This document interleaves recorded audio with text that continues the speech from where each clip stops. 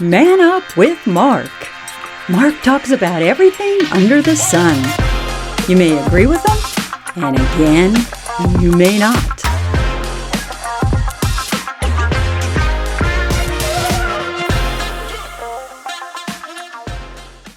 Science fiction movies.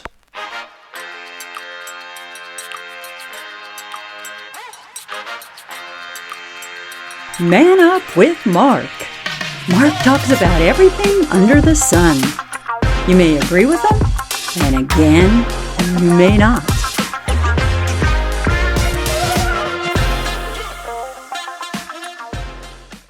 This week, I'm going to talk about science fiction movies. I recently talked about I don't have any favorite things and went through that whole thing, and then I realized, wait, I do kind of have a favorite thing, and that was science fiction movies. And I told you I really don't have a favorite science fiction movie, just one favorite, that I had many favorites. So what I thought I would do is for the next 7 episodes, I know, 7 episodes. Are you going to be able to put up with this? If you're a guy, yes, you'll have no problem. If you're a woman, like my wife, she'll think this is stupid. My wife generally thinks that all science fiction movies, especially black and white science fiction movies, are really stupid. But I'm going to talk about these anyway. So what I'm going to do is each episode, I'm going to take a decade. And I'm going to start out this episode with the 1950s. That was the decade that I was born. I was a young pup in the 1950s. I was born in the mid-50s. So I really didn't start watching science fiction movies until about the mid-60s. So a lot of what I was watching that came from the 50s, I was watching on TV. There were some movies in the theater still, but for the most part they were on TV. My brothers and I, we would pop popcorn, or my brother John, he would bake cookies, and we would eat cookies and have popcorn and watch sci-fi movies until the cows came home. I don't know where that saying came from. Why did they leave home in the first place? I digress. But what I'm going to do is I'm going to give you what I consider my top 10 movies from each decade. Now, it's not necessarily my favorite movies of that decade, because there were a lot of different sci-fi movies that I liked. Some were kind of B-rated. Some were not necessarily considered true science fiction, but they'd have a science fiction element in it. So I watched a sci-fi movie, whether it was good, bad, or indifferent. But what these are going to be kind of my top 10 picks of each decade, and they're going to stay pretty much to true science fiction. We're not going to slide into too many monsters. There might be a monster or two in there, but not too many monsters like Frankenstein or Wolfman or Dracula. Those are more the horror genre. I'm going to stick with pretty much sci-fi. I'm not going to do any slasher type, scary type Jason or Friday the 13th, Freddy Krueger or any of those. Really not going to get too much into zombie stuff. Again, is it sci-fi? Yeah, but you'll see where I'm going with my top 10 picks from each decade. So, do you want to start? Okay, Here we go. My number 10 pick for the 1950s sci-fi movie is When Worlds Collide. When Worlds Collide. Written in the stars is a message of doom for this, our world. And now in the most shattering experience the screen has ever given you, Paramount tells what could happen within your lifetime when worlds collide. An astronomer checks and double-checks his horrifying discovery.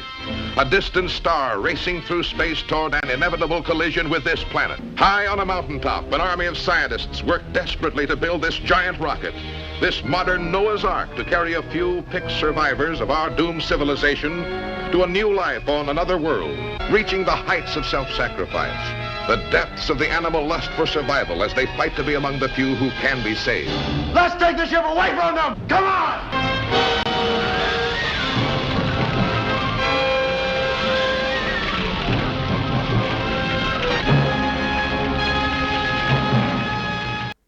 This movie was made 1951. The special effects for 1951, not too bad. They were kind of hokey, but the storyline was good. It was, the scientists had found that there's a star or another planet that's going to hit Earth, and the Earth is doomed, so they had to figure out a way to get humanity to another planet. So the whole story is good because it's how humanity handles that whole situation and how the government gets involved and how the rich, elites get involved and, just that whole storyline. It was really good. The producer of this movie is a producer that I kind of liked through the 50s. The producer's name is George Pal. His name will come up in another one or two movies as we go. But that was my number 10 pick for my sci-fi movies of the 1950s. My number 9 pick is The Fly. Will everyone in the theater hold on firmly to his seat, please?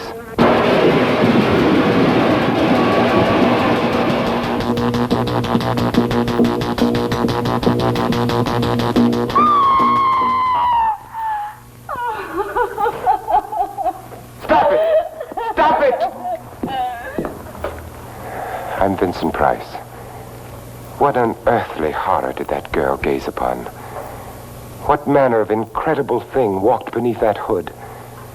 It would be unfair at this time to show you any more of what went on in that laboratory where a man actually dared to play God. So fantastic words can't begin to describe it. You must see it with your own eyes to believe it. When the fly comes your way.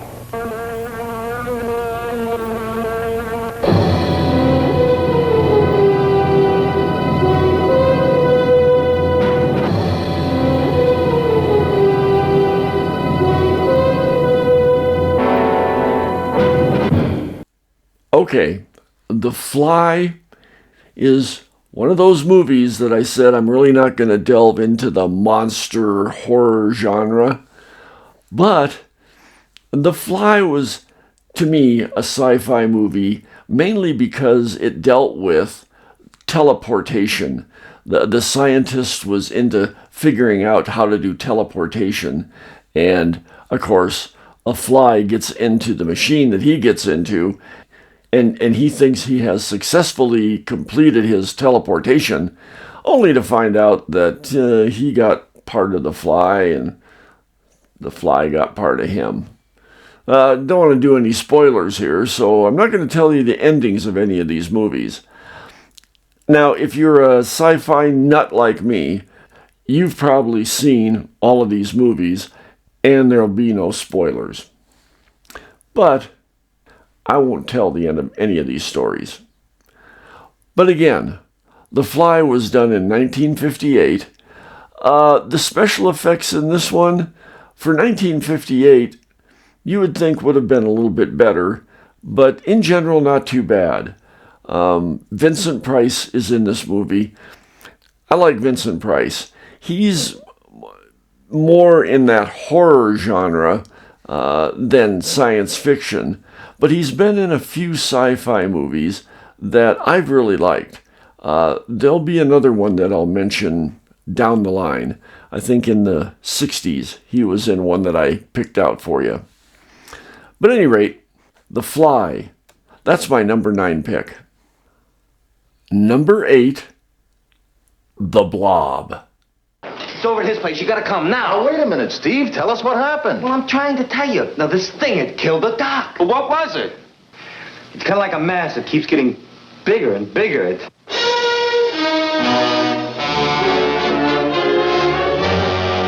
Every one of you watching this screen, look out.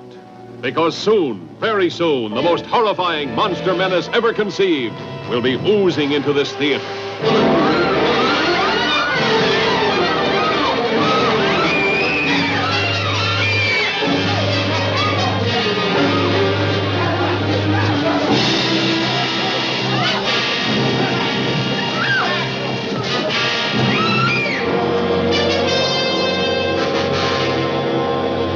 2 teenagers see it first, like a falling star from outer space. Boy,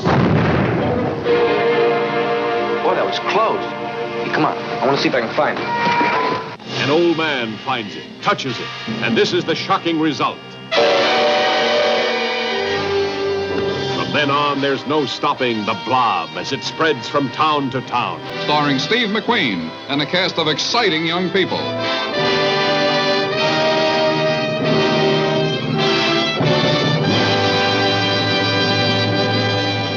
Yeah, I know.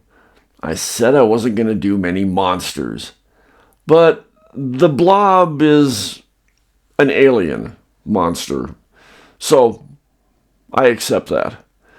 And the Blob was definitely science fiction.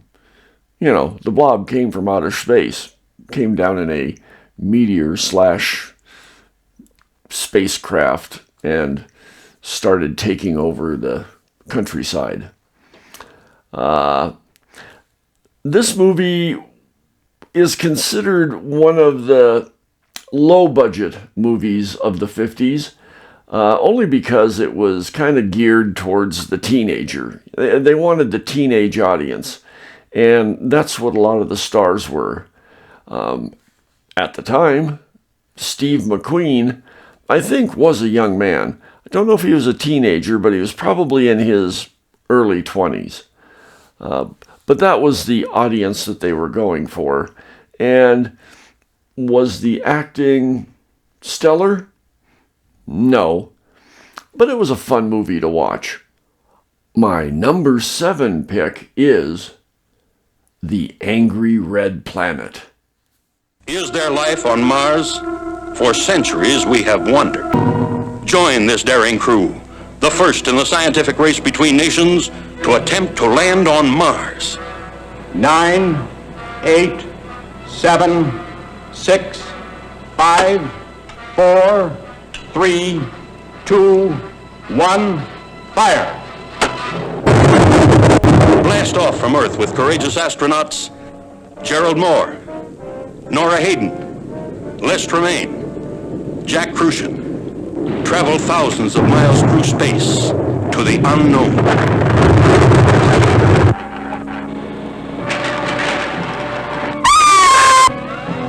Cinemagic is not being shown to you now, but this wild land comes alive in Cinemagic. You'll see buildings miles high in Cinemagic. Journey to the center of sudden terror in Cinemagic. Be trapped by the tentacles of man-devouring plants in Cinemagic. I wonder, will we ever get back to Earth?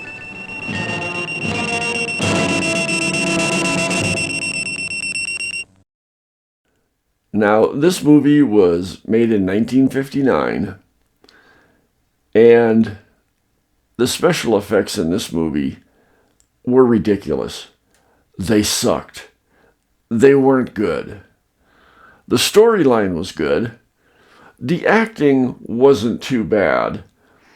But the sci-fi element of the movie was done really bad. Truly B-movie worthy. again, I liked watching it. It wasn't to that point where I would throw it in total B-movie, total low-budget type of genre. That's a whole nother top 10 list that I could do of B-rated sci-fi movies. Again, my wife thinks all sci-fi movies are B-rated movies. But again, we won't talk about her. My number 6 pick is Journey to the Center of the Earth. It's unthinkable, but it must be true. A man took some tools and went where no human being had ever set foot. Alone. Went into the interior of the Earth. Ladies and gentlemen, this is James Mason. Come along with Pat Boone and me, Arlene Dahl, Diane Baker, and Gertrude the Duck, and discover sights and sounds and wonders no living man has ever witnessed before, filmed in the incomparable magic of CinemaScope. We'll take our leave of civilization on the bleak, barren wastes of Iceland, peer in awe at the bottomless crater of an uncharted volcano, make the perilous descent into the unknown. You'll pioneer with us through countless miles of trackless labyrinths, discover huge subterranean caverns never beheld by human eye, become lost in the weird underground maze. You'll find yourself engulfed in grotesque, petrified jungles, marvel at the fantastically beautiful quartz grotto, tumble into cascading salt beds, escape from hissing steam caves, behold the staggering underground ocean. You'll encounter breathtaking dangers beyond belief, here at the center of the Earth.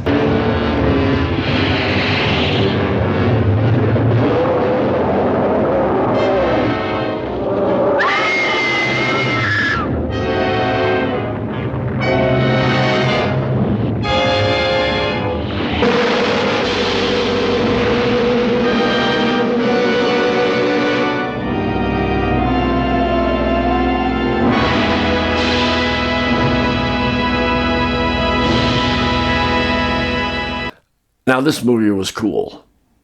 It had Pat Boone and James Mason in it, which at the time, Pat Boone was a big hot dog at that time. James Mason was a very well-known actor. So the acting and storyline was really cool. It was, kind of Raiders of the Lost Ark kind of adventure before Raiders of the Lost Ark ever existed. But it was that adventure down into inner Earth, and the effects were really, really good. Again, this movie was in 1959, and it had very good special effects for 1959. The one cheesy part was when the dinosaurs, which were basically just common everyday lizards with some fins glued onto their back. Those were kind of cheesy special effects. But the underground scenery, the caves, the caverns, the underground ocean, those type of effects were done real well. The volcanoes, the lava, that was all pretty good for 1959.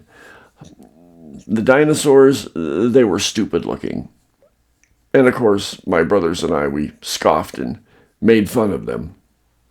Again, it was a 1959 movie. It was in color. We liked it. My number 5 pick is Invasion of the Body Snatchers. Fools, I'm not crazy! Make them listen to me before it's too late! Listen to me. Please listen. If you don't, if you won't, if you fail to understand, then the same incredible terror that's menacing me will strike at you!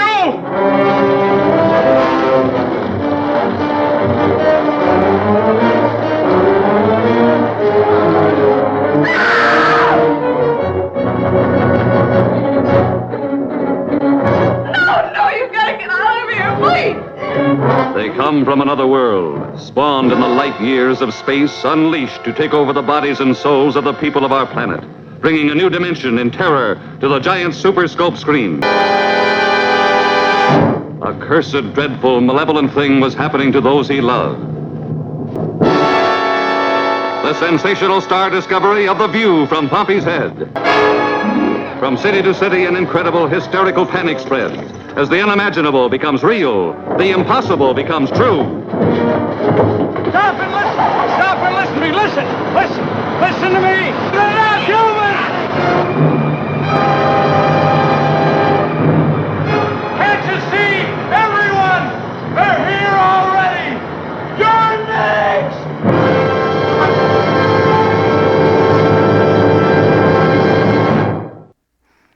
Okay, this one was cool. It was made the year I was born, 1956. It was black and white, but it was done in a way that was done well. The special effects that were done were minimal, but they were effective. It kind of had that, I don't know, that Alfred Hitchcock feel to it. It was tense and thrilling, and what was going on, wasn't so visually scary. It made you think in your head that ooh, this is scary. Just how the acting was and how the camera work was done. Really liked it. It was really good acting. Kevin McCarthy. This is a little bit. He was the main actor, Kevin McCarthy. A little bit of trivia on this. In the remake of The Invasion of the Body Snatchers, and I think the remake was done in like 1989. Don't quote me on that, but I think it was 1989. Donald Sutherland was the main actor in it. But in that remake, Kevin McCarthy played the part of the guy at the end of the original movie, and he's running through the you saw it in the trailer. He's running through the traffic and he's saying, "They're coming, they're here, oh, they're going to get us up." Well, he does that same bit in the remake, so it kind of did a throwback for me. It was kind of neat. Qualifier. While I'm thinking about it, out of all of my top 10s in every decade, I will not do remakes or sequels. If it's a remake of the original, it's not going to count. If it's a sequel, I don't count it. I'm not much of a sequel fan. I watch them. I watch the sequels to all the different science fiction movies. But generally, sequels don't add up to the original. They just don't cut it. Some of them are good. Some of them may be close to as good as the original, but to me, it's not as good as the original. So, I'm not counting on my top 10 any remakes or any sequels. So there you go. Remember that. If you catch a remake or a sequel in any of my top 10s for the rest of these decades, let me know. But that was my number 5 pick, Invasion of the Body Snatchers. Number 4, Forbidden Planet.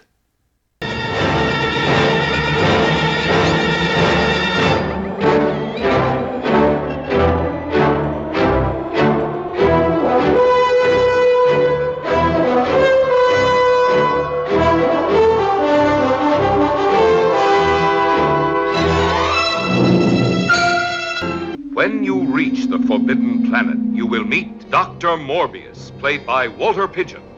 The doctor is sole owner of this fabulous world. Anne Francis is his alluring daughter, Alta, who has never seen a young man till she meets Commander Adams, played by talented Leslie Nielsen.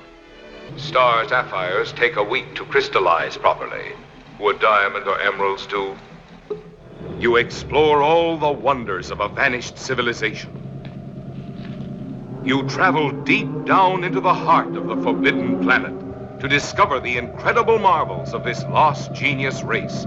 These magnificent scenes in striking Eastman color stagger the imagination. Yet the wonders of the planet Altair 4 conceal a strange and evil force, unknown, irresistible.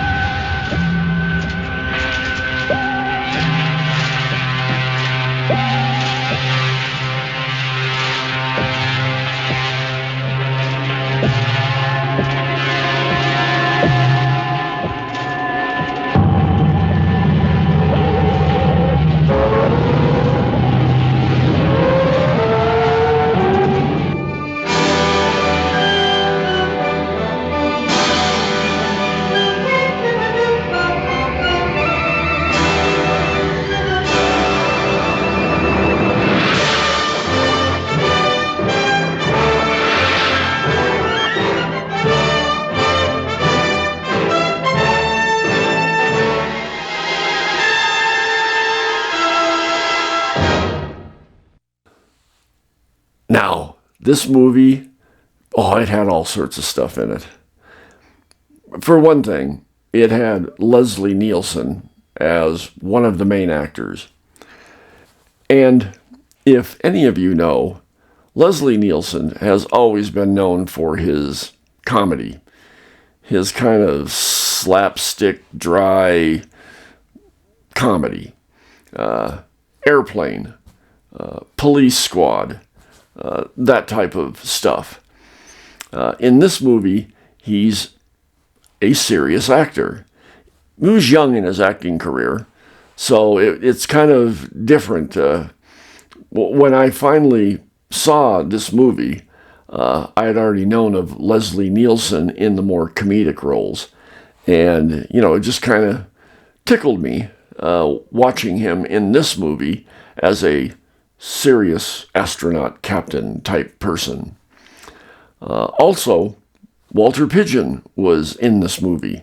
Walter Pidgeon, very well-known actor, more of the serious drama type of stuff, but he decided he wanted to do this movie, and I think he did quite well in it. I think he added a touch of class to it. Also in this movie, I think this movie is where Lost in Space got their idea for their Robbie the Robot. Just so you know, the voice of the robot in Forbidden Planet is the same voice of Robbie the Robot in Lost in Space. So, bit of trivia there. Let me know out there if I'm wrong in this, but I think I'm right. This movie was also made the year I was born, 1956. And it's amazing that the quality of special effects from this 1956 movie to the 1959 movie, The Angry Red Planet. It's amazing. I think the reason was probably budget. I think money has a lot to do with special effects. But it's kind of neat to see older movies have better special effects than the newer ones. My number 3 pick, Them. There is no word to describe them. We may be witnesses to a biblical prophecy come true, and there shall be destruction and darkness come up in creation, and the beast shall reign over the earth. To all units, condition red, drain 267 is the target area. Repeat, condition red, drain 267 is the target area.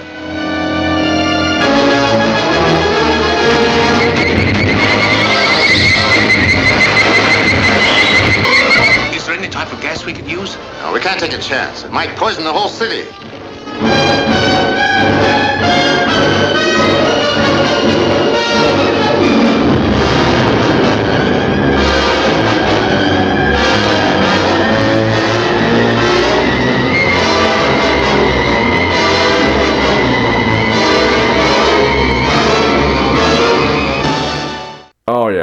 this movie was good.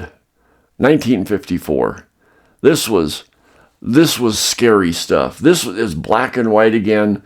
Good action, good acting. It had James Whitmore and James Arness, two very well-known actors. Again, new in their career in this movie, but they did a great job. Good storyline. Again, this was the time when the atomic age was happening. Everybody's freaking out. The atomic bomb is going to destroy the world. It's going to do things to our environment. And of course, the storyline on this one is the atomic bomb testing has created these mutant giant ants. Oh yeah. Well, it's good stuff. This one I did see for the first time on TV. Didn't see it in a theater, but the TV viewing was fun. Again, me and my brothers hanging around, watching Sci-Fi. Number 2, War of the Worlds.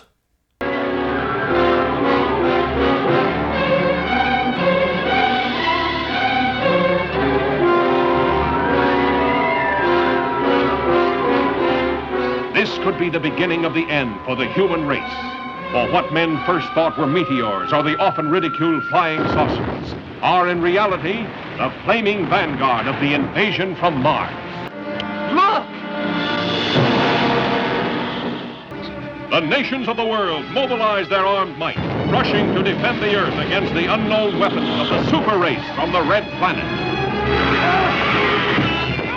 Is there nothing that can stop the Martian death machines? Guns, tanks, bombs, they're like toys against them. All over the world, human beings cower before the onslaught of these unearthly enemies, whom no one has ever seen. Panic that sweeps around the globe as the great masses of mankind flee blindly in a headlong stampede of hysteria.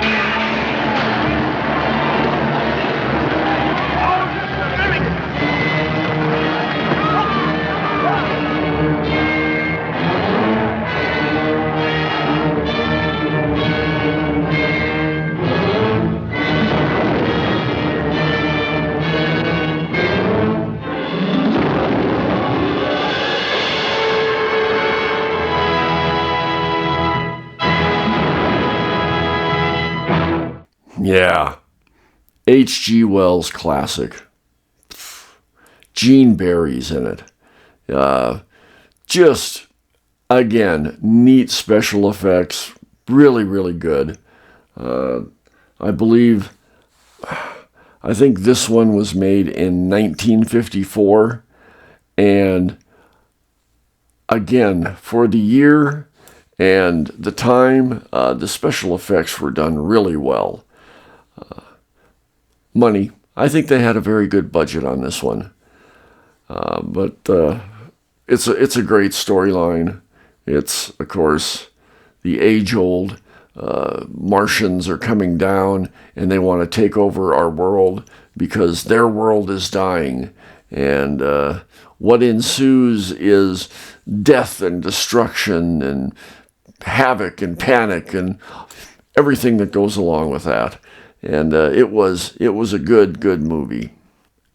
And my number 1 pick, The Day the Earth Stood Still. The arrival of a space ship in Washington. The Army has taken every precaution to meet any emergency which may develop.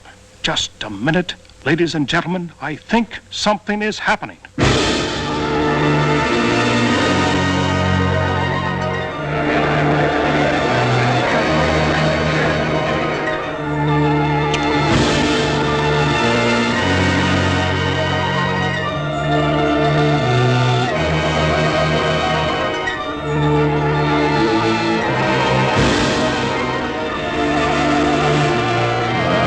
I came here to give you these facts.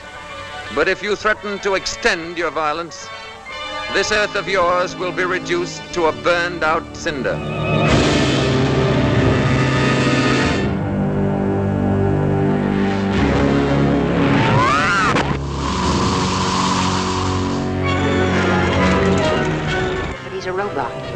without you, what could he do? There's no limit to what he could do. He could destroy the Earth. All vehicles, close in. Let's go.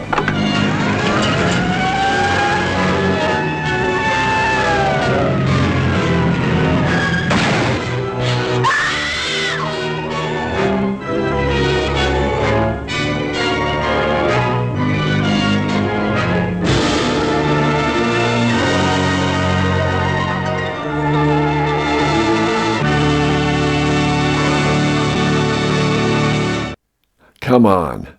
1951. Michael Rennie. Patricia Neal.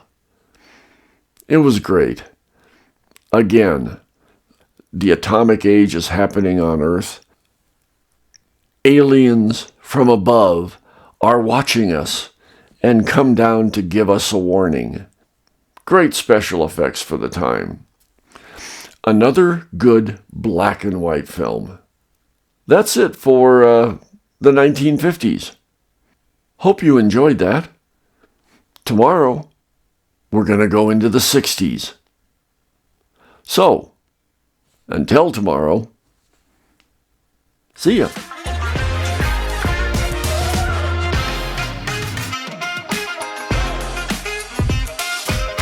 If you have a question or comment, email Mark at manupwithmark.com.